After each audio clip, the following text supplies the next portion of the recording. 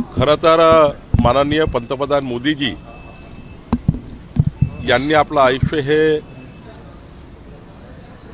एका छोट्याशा पानटपरीवरनं चहाच्या दुकानावरनं सुरू केलं.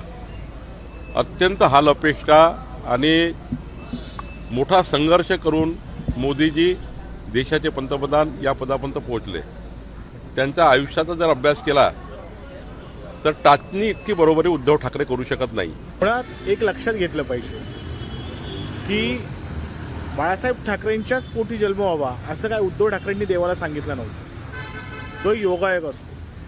आणि जसं उद्धव ठाकरेंनी बाळासाहेब ठाकरेंच्याच पोटी जन्म घ्यावा असं देवाला सांगितलं नव्हतं, तसंच मोदींनीही देवाला असं सांगितलं होतं की माझ्या लहानपणी माझ्या आयुष्यामध्ये संघर्ष येतो. प्रत्येकाच्या आयुष्यामध्ये हे चढ उतारचे क्षण हे नियती निर्धारित करते, त्याला तो माणूस दोषी नसतो. म्हणजे उद्धव साहेबांच्या सुरुवातीच्या आयुष्यामध्ये त्यांच्या वाटेला संघर्ष आला नाही हे त्यांनी ठरवलं नव्हतं, तर तसं नियतीने ठरवलं होतं. आणि मोदी साहेबांच्या सुरुवातीच्या आयुष्यामधला संघर्ष हा देखील नियतीने ठरवला होता. तसंच आज मोदी ज्या सहजपणे पुढे जात आहेत ते नियतीने ठरवलेलं आहे.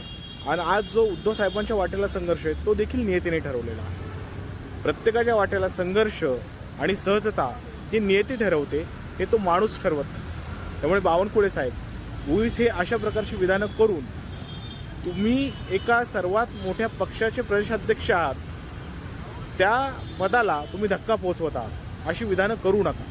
राजकारणामध्ये कधीही काही होऊ शकतं आणि प्रत्येक माणसाच्या आयुष्यामध्ये येणारा संघर्ष आणि येणारी सहजता ही नियती निर्धारित करते, तो माणूस नाही. एवढं लक्षात ठेवा.